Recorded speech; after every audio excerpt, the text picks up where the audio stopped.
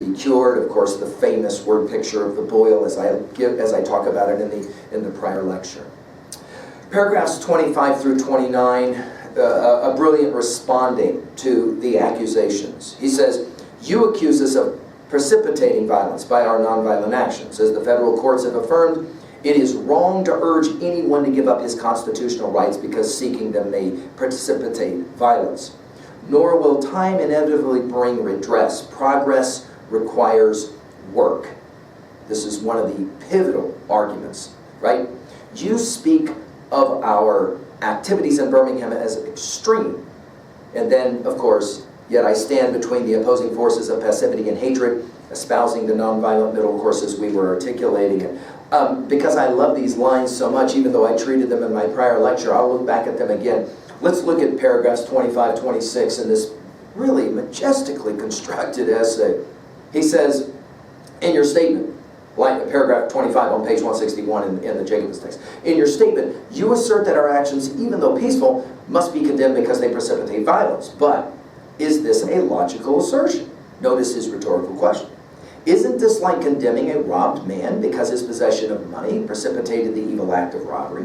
Isn't this like condemning Socrates? Notice we keep coming back to Socrates, because his unswerving commitment to truth in his philosophical inquiries, it precipitated the act by the misguided populace in which they made him drink hemlock. Isn't this like, notice again the balance of these questions over, it's like a gong, right? Isn't this like condemning Jesus because his unique God consciousness and never ceasing devotions to God's will precipitated the evil act of crucifixion? Notice, by the way, the threes. The trinities that, of course, are going to be a part of his study of theology, especially St. Augustine, come back here. We must come to see that as the federal courts have consistently affirmed, it is wrong to urge an individual to cease his efforts to gain his basic constitutional rights because the quest may precipitate violence. Society must protect the robbed and punish the robber. It is a compelling idea that he will use. Notice, he doesn't use racist language. He talks about simple things like, you're not allowed to steal from another person. He says, to continue in paragraph 26, I'd also hope that the white moderate would reject the myth concerning time in relation to the struggle for freedom. I have just received a letter from a white brother in Texas. He writes, quote, all Christians know that the colored people will receive equal rights eventually, but it is possible that you are in too great a religious hurry. Now, this is going to be the fanatic argument, and it's a brilliant one. It has taken Christianity almost 2,000 years to accomplish what it has. The teachings of Christ take time to come to earth, end quote. Now, notice, he'll provide a quote from a letter that he recently received, and now he's ready to respond. Such an attitude, he says, stems from a tragic misconception of time, from the strangely irrational notion that there is something in the very flow of time that will inevitably cure all ills. Actually, time itself is neutral. It can be used either destructively or constructively. More and more I feel that the people of ill will have used time much more effectively than have the people of goodwill. We think of W.B. Yeats's classic Second Coming, right, where the best lack all conviction while the worst are full of passionate intensity. We will have to, now back to King, we will have to repent in this generation, not merely for the hateful words and actions of the bad people, but for the appalling silence of the good people. Notice King as prophet here, right? Sounding almost like the prophet Amos, who he loves to quote, right? I'm predicting we're going to have to apologize later for the things we didn't stand up and fight against. Human progress never rolls in on wheels of inevitability. It comes through the tireless efforts of men, we would today of course say men and women, willing to be co-workers with God. And without this hard work, notice again the notion of sustained will. Time itself becomes an ally of the forces of social stagnation, sounding very much like Thoreau and civil disobedience. We must use time creatively in the knowledge that the time is always ripe to do right. Notice again his use of the words of the letter R there and the sound. It's ripe and right. Now is the time to make real the promise of democracy and transform our pending national elegy into a creative psalm of brotherhood. It's a beautiful line, and of course, this is the same individual that provided us with those brilliant lines from I Have a Dream speech. Go back and take a look at our comments there as well. Now, notice the mantra, the repetition of the word now. We saw this as well in our study of I Have a Dream speech. Now is the time to lift our national policy from the quicksand of racial injustice to the solid rock of human dignity. And of course, referring here as well to the sermon, the great Sermon on the Mount of Matthew. We now turn to the end of this essay. Paragraphs 30 through 36, he will say that the American Negro, a term that we no longer use but obviously utilized in this essay, has become aware of his birthright of freedom and is not willing to remain oppressed. We think about Frederick Douglass's comment on what it meant to learn to read and the pain that was associated with the education that came along with reading. Try to understand, he says, his yearning, that is to say, those who long for freedom, rather than squelch it. If I'm an extremist, I've commented on these lines in my prior lecture, this is the fanaticism argument. If I'm an extremist, so were Jesus, Paul, Martin Luther, who obviously King was named after, Lincoln, Jefferson, others. That list, as I've commented in another lecture, is powerful. I had hoped, he says, that the white moderate would recognize the need for creative extremists, responding to the cry of the oppressed race as a few white brothers have. Instead, some white church leaders have oppressed us outright, while too many others choose caution over courage. Again, this is such brilliant stuff. Paragraph 31, that even though I've lectured it already, I'll discuss it again. But though, he says, I was initially disappointed at being categorized as an extremist, as I continued to think about the matter, I gradually gained a measure of satisfaction from the label. Was not Jesus an extremist for love? This will sound very much like Emerson's self-reliance, by the way.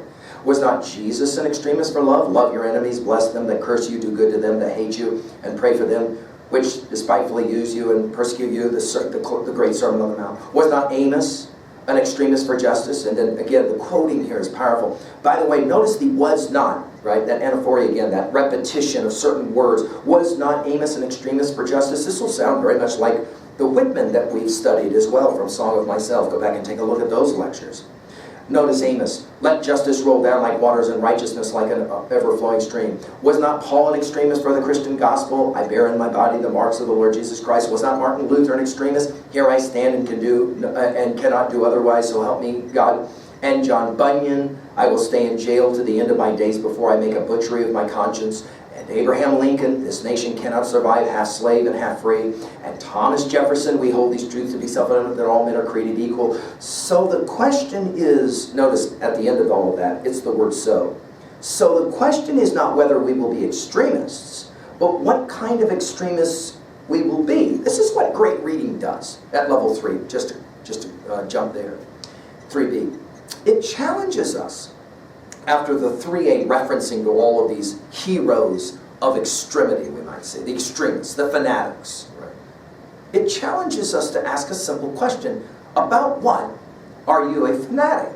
About what are you an extremist? You've got to be an extremist about something, he says. To be alive, you've got to be an extremist about something. Why not allow it to be love instead of hate? This will be his argument. So the question is not whether we'll be extremists, but what kind of extremists we'll be. Will we be extremists for hate or for love? Will we be extremists for, notice the repetition of the language, will we be extremists for the preservation of injustice or for the extension of justice?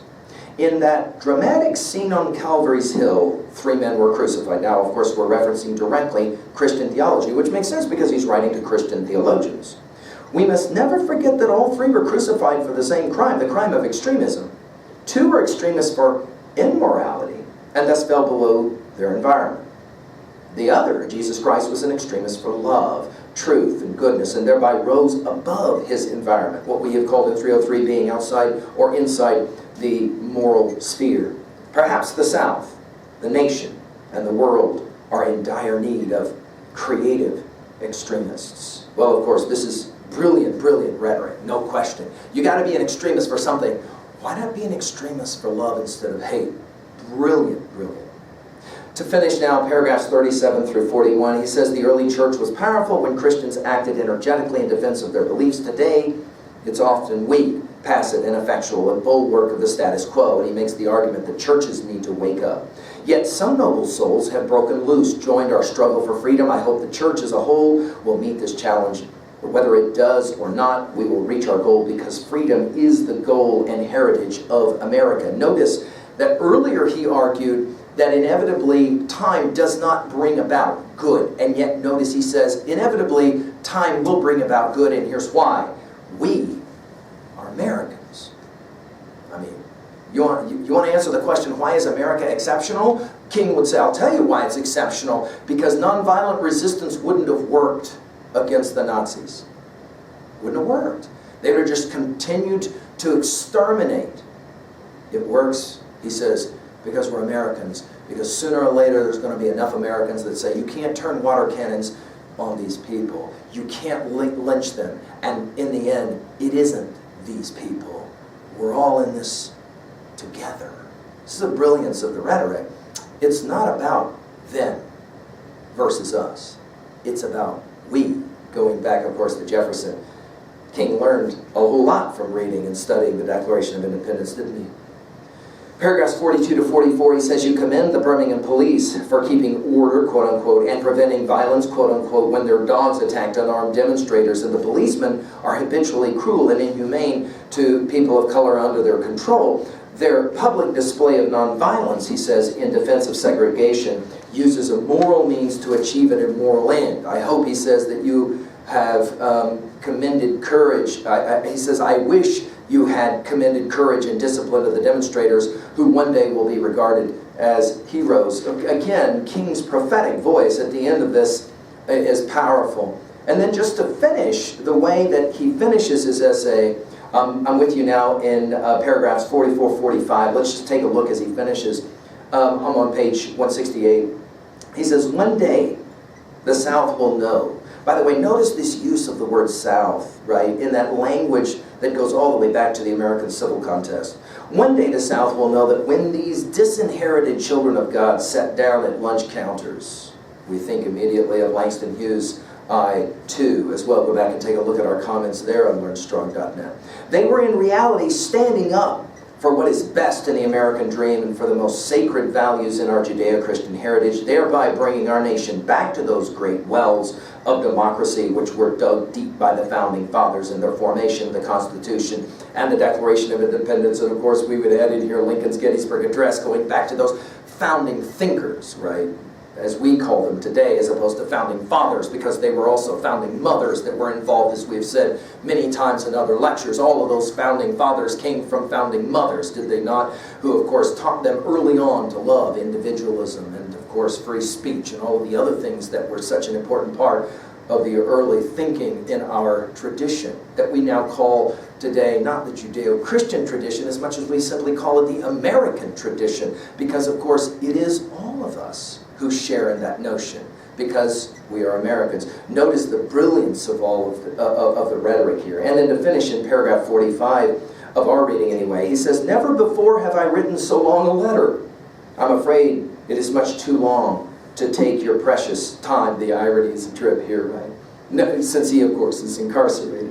He says, I can assure you that would have been much shorter if I had been writing from a comfortable desk. But what else can one do when he is alone in a narrow jail cell other than write long letters, think long thoughts, and pray long prayers? The brilliance of the Trinity of the three, right? That is to say, write long letters, think long thoughts, pray long prayers. The genius of this essay cannot be overstated. Now let's just finish. I know I've commented already in an earlier lecture on levels 2 and 3, but let's go back and at least work with our big 5 here. Epistemologically, that is to say, the study of what one can know. What do we got going on here? Well, I think it's clear. King will make the argument that the fallibilist position, I think I'm right but I could be wrong, is much stronger epistemologically as a position than the absolutist position or the relativist position. That is to say, I think I'm right about this, and I think history will bear this out, and I think that most thinking Americans will ultimately see that what we're doing is not immoral, but rather heroic. And of course, King was proved right it is proved right time and time again. What does this letter say about ontology and who we are? And I think this is powerful. He says, we are all in this together because we are all humans. And to that degree, the King's Spirit is the spirit of America that says, we're all in this thing together. And the ability to create brotherhood and sisterhood is paramount. What does this text say about psychology and the individual mind? Well, notice he comments on fear and anxiety. It can paralyze us, and that's exactly the point he's making to these white preachers, these white ministers. You're paralyzed and you're no longer thinking right because of your fear and your anxiety. It takes courage to promote change, and he is, of course, challenging them to it. What does this text say about sociology? And, of course, the question of justice is Unit 2 is, well, no question. We all have a longing for security. The question is how you get there. But to turn a blind eye to injustice, that is not in the end the way that we gain security. The other sociological genius of this is, of course, what Lincoln understood. It's as well what Jefferson understood, and that is the power of we. No question, right? The notion that we're all identifying with a common goal is powerful, and this is what allowed for King to have such tremendous success. Finally, the question of theodicy. Why is it that bad things happen? Here he is, in a jail cell. We asked the same question theodicically about Thoreau. There he is, in a jail cell, but notice only for a night. King, he was in a jail cell quite regularly, as was Gandhi. And I think the teaching of King is, of course, one of those essential teachings of 303, and that is, when bad things happen, stop asking, why did this happen to me? And learn how to ask, why did this happen for me? We always say that learn word because it takes a long time to be able to grow in maturity, to find yourself in a prison cell and then say, I'm going to respond in a positive way. King could have responded in another way, didn't. Rhetorically, I think we have to sit up and say, man, this is a reason why we're patriots, because we look at an individual like this and we say, this is what he calls all Americans to be. It's brilliant. It's brilliant. At 2A in messages, well, the only change that ever happens, if it's going to happen for positive, is because of courage and sustained will. No question. You can't give up just because things don't go well for you and all of a sudden you end up in a jail cell. Of course, the other message is it's hard for people in power to give up or relinquish that power. And finally, of course, idealism and hope is necessary for change. There has to be that. When we are nothing about hope, then whatever movement it is that we're involved with is going to fail. King would make that argument. It's got to be rooted in brotherhood, sisterhood, the community, the understanding of love. And of course, that is in many reasons why this movement ultimately succeeded and didn't fail. At 2B in the rhetorical stuff, well, we've commented elsewhere about this in the other lecture, but let's remind ourselves, notice the allusions. They're brilliant. They're brilliant. They're allusions in many ways that most of the readers are going to ultimately be able to participate along with those kinds of allusions or references. His Socrates reference is brilliant, though, isn't it? We know that he's going to reference Jesus Christ, but to reference Socrates, well, that's an intellectual example from another tradition, in the Greek tradition. And of course, it reminds us of Crito. You'll remember in our lecture on Crito. Crito comes in, there's Socrates, he's in his jail, and he says, hey, I got it all figured out, let's go, I've got a way to get you out of here so you don't have to die. And Socrates says, wait, we got to think about that. Crito's like, no, dude, we don't have to think about it, let's go. And Socrates says, no, think about it. I'm here because I'm being accused of violating the laws of the state. The state has found me guilty. If I were to escape, I would be proving that I'm a criminal. Well, yeah, but the law wasn't right to convict you. Doesn't matter. I belong to a state. I'm a part of the state. Crito sits down to have the conversation. Again, go back to learnstrong.net and hear our full lecture on this one, as well as, of course, the Phaedo, that classic statement of what it means at the end of Socrates' life. Remember what he said in Apology. The unexamined life is not worth living. Fundamentally, that's what King is asking his readers to do. Examine. Examine yourself, examine your country, and ask what you can do to try and make it better. Of course, no question, John F. Kennedy will say that in that lecture that we've outlined already, his speech. Ask what you can do for your country, not what your country can do for you. And in that moment, you become a citizen. It's quite genius. Finally, at the rhetorical level, notice the power of the letter. Again, as we said, it can be extremely informal. It can call out, right, directly the white ministers who are not supporting him in Birmingham. But it can also be a very formal kind of letter, or a very formal kind of treatment as well. Well, at 3a, relating this to other texts, I've already mentioned the dialogues of Plato, but here's the challenge now. Watch how King, in this essay letter, will subsume so much that comes before. For example, think about all the titles that we've worked with to this point in Jacobus's World of Ideas. Lao Tzu and the Tao Te Ching, and his view on leadership. Rousseau, Machiavelli's Prince, Jefferson's Declaration of Independence, we've mentioned several times. Arndt's views on terror, Douglas and Thoreau, we've already mentioned in our conversations on justice. Every one of these essays is somehow going to speak to this powerful single essay. We've mentioned, of course, the I Have a Dream speech, and I've given full lectures on that one as well. But now I want to turn, as we're already getting ready for our fourth essay of the justice section in Beauvoir's Second Sex, and I want us to be reminded that, yes, King influenced some really, really important thinkers. We think immediately of Maya Angelou, and we mentioned Maya Angelou in the last lecture. I want to mention here other titles that we study in 303. Alice Walker's Color Purple, Audre Lorde's Cancer Journals, Zora Neale Hurston's Their Eyes Were Watching God. These titles and so many more subsume this continued discussion of civil rights as King understood it. Finally, at 3b, how are you going to make, I mean, I don't know how you read an essay like this and not have a personal response to it. Let's challenge you with a few questions. What was a time when you had to fight against injustice? What was a time you succeeded? And why did you succeed? What was a time that you didn't succeed, that you failed? And why? Did you quit?